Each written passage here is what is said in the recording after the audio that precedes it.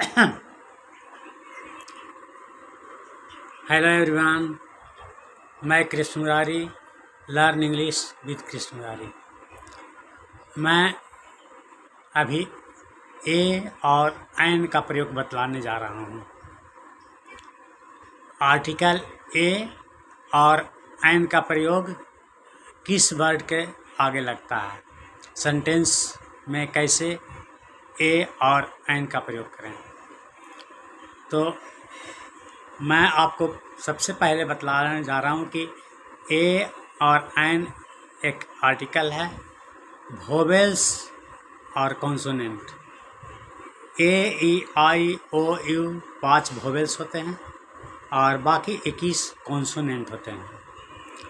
लेकिन वाक्य बनाने के समय हमें केवल वोवेल और कॉन्सोनेंट से काम नहीं चलता है, बल्कि साउंड से काम चलता है। जब हम साउंड वोवेल का निकालते हैं तो वोवेल लगता है, एन का प्रयोग करते हैं, और जब कॉन्सोनेंट निकालते हैं तो ए का प्रयोग करते हैं वर्ड के पहले। तो जैसे यदि हम एम ए बोलते हैं तो एम ए बोलते हैं तो एम तो बिल्कुल कॉन्सोनेंट है, लेकिन इसका उच्चारण वोवेल की तरह है। एम ए पहले है, एम हम बोलते हैं तो पहले ए आ रहा है, तो इसका मतलब है कि वोवेल जो साउंड है इसका बिल्कुल वोवेल है। तो वोवेल साउंड रहने के कारण हम वोवेल से बनाएंगे तो एन ए में लिखेंगे, ए में नहीं लिखेंगे, एन ए में। इसी प्रकार से यदि देखिए बी, अब बी ए को देखिए बी ए, यदि हम बी ए बोलते हैं बी ए, तो बी का साउंड तो कॉन्सोनेंट है ही, बी तो कॉन्सोनेंट है ही, और बी का साउंड भी कॉन्सोनेंट है, इसलिए आ बी ए लिखेंगे। तो यहाँ पर हम ए का प्रयोग करेंगे, आ बी ए। तो वहाँ देखिए एन ए में हुआ और यहाँ पर आ बी ए हुआ, मतलब ए का प्रयोग किए।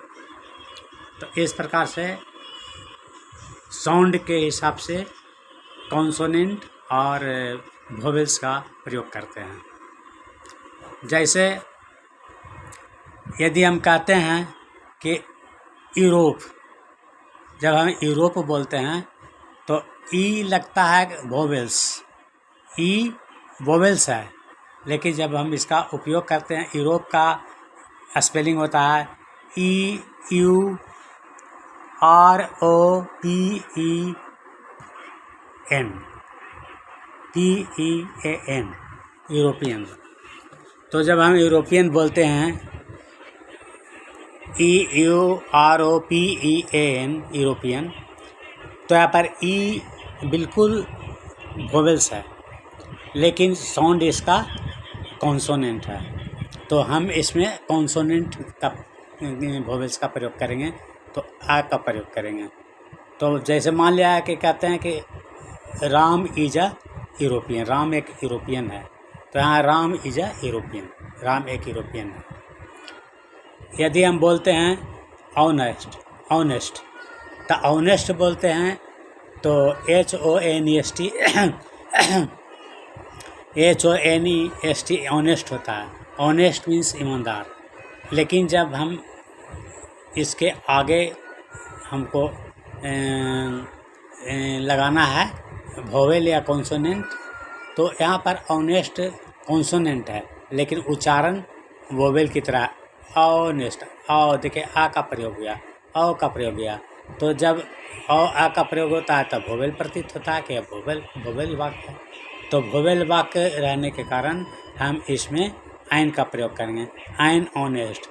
जैसे you are an honest, you are an honest man बोलेंगे, you are an honest man, तो यहाँ पर एन का प्रयोग करेंगे। इस तरह से जब बताया ही है कि ए में ए में लग रहा है कॉन्सोनेंट, लेकिन उसका उच्चारण वोवेल्स की तरह हो रहा था, एन ए में लिखेंगे। तो जब हम वाक्य छोटा बनाते हैं यू आर एन एम में, उस पास से यू आर ए बी ए, आ का प्रयोग हुआ यू आर ए बी ए। इस तरह से एस डी ओ, तो एस डी ओ के एस का उच्चारण है कॉन्सोनेंट, और साउंड कैसा है, साउंड को पहचानिए। तो इसमें साउंड एस बोल रहे हैं तो ए का साउंड आ रहा है, मतलब कि वोवेल्स का साउंड आ रहा है, तो हम एन लिखेंगे। He is an S D O, he is an S D O. इस प्रकार से हम वाक्य बनाएंगे। तो आप समझ गए होंगे कि वोवेल और कॉन्सोनेंट का प्रयोग किस तरह से होता है। वोवेल और कॉन्सोनेंट का केवल वोवेल और कॉन्सोनेंट देख के नहीं किया जाता है, बल्कि उसके उच्चारण पर किया जाता है कि किस तरह का इसका साउंड आ रहा है। तो साउंड यदि वोवेल में आएगा तो वोवेल हो जाएगा, उसके पहले एन लिखाएगा। साउंड यदि कॉन्सोनेंट में आएगा तो उसके पहले ए लिखाएगा। तो आपको उदाहरण से बतला दिए हैं।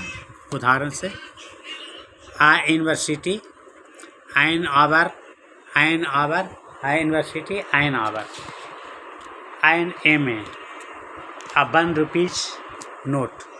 यदि हम बोलते हैं 1 रुपीज़ नोट तो इसके आगे हम ओ देख करके नहीं लगाएंगे, इसका उच्चारण 1 हो गया वाह, तो हम यहाँ पर आ का उच्चारण देंगे।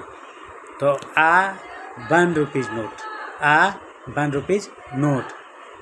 इस तरह से आ यंग मैन, या यंग मैन, तो यंग बोल रहे हैं तो यंग का उच्चारण क्या हो रहा है, यंग, कॉन्सोनेंट का उच्चारण हो रहा है। तो या का हो गया, या का हो गया young, YOUNG young, YOUNG young. जब हम यंग बोल रहे हैं तो या आ रहा है, या, तो यहाँ पर हम कॉन्सोनेंट का प्रयोग करेंगे। तो आ यंग मैन, आ यंग मैन। इस प्रकार से ध्वनि के हिसाब से जो साउंड आएगा, साउंड के हिसाब से हम उसका उपयोग करेंगे और करते हैं।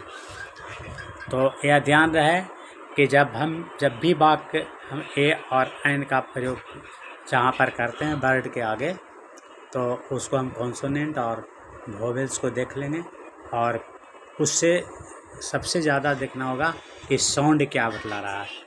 तो साउंड वोवेल हो तो वोवेल लिखिए, साउंड कॉन्सोनेंट हो तो कॉन्सोनेंट लिखिए। इस प्रकार से लिखिए। Thank you very much.